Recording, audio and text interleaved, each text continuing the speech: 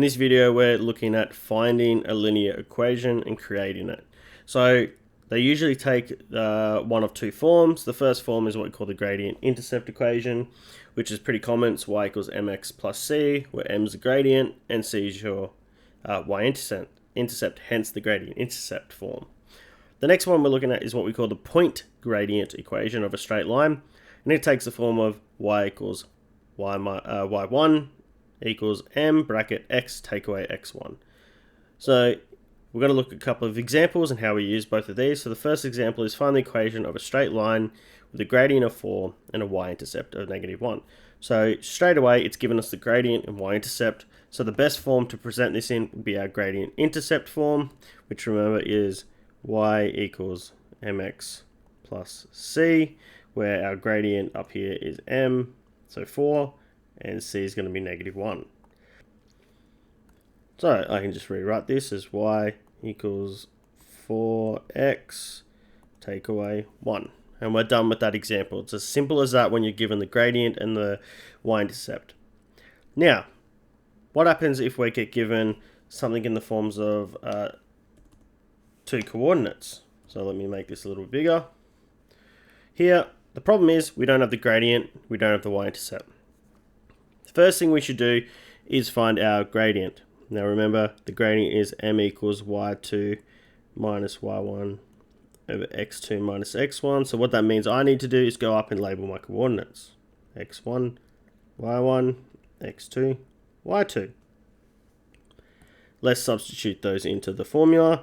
So we end up with 7 take away 4 over -1 take away 3. So 3 over -4. Now that I've done that, I've already got my x1 and y1. So this is the perfect time to be using my point gradient form.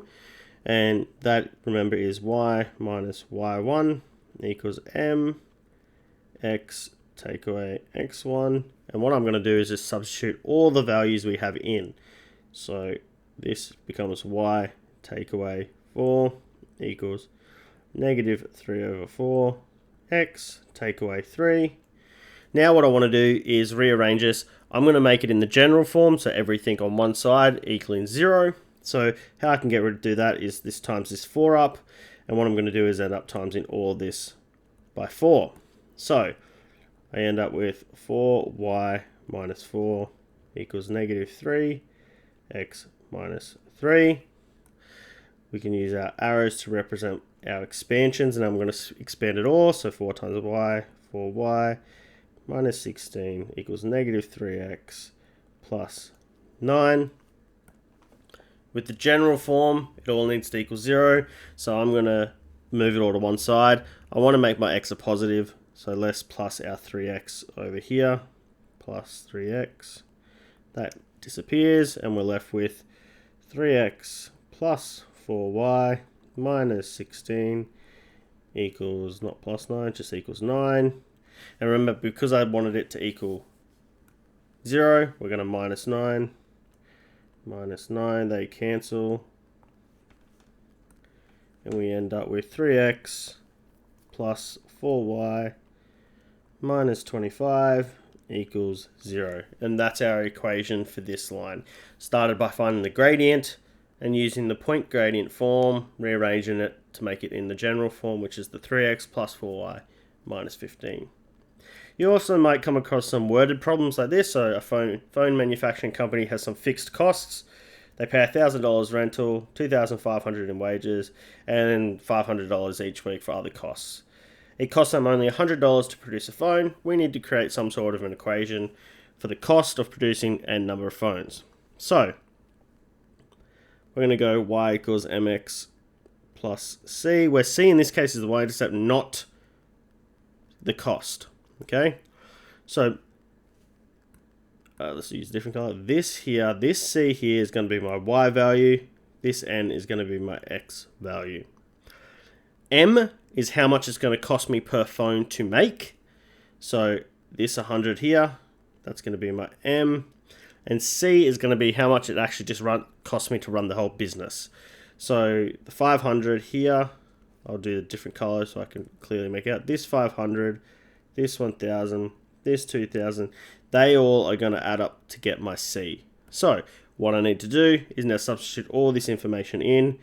So we have our cost in dollars is going to equal $100 here times N plus the weekly cost of running the business, which ends up being 4,000. So there we go. We could use this equation then to determine how much money we're going to make, or how much it's going to cost to run the business and make however many phones it's going to cost. So if we decided we're only making 2 phones in the first week, we're going to say let N equal 2. So the cost of running the business is going to be 100 times 2 plus 4,000 equals 200 plus 4,000. The business is going to cost 4,200 in the first week if we only make 2 phones. And that's how you do it. Sometimes with these questions you get something else later on that asks you to make a break-even point. A break-even point occurs when the amount of profit being made matches how much it actually costs to run the business. So you'll have 2 equations, you'll plot them, and you'll see where the 2 lines intersect.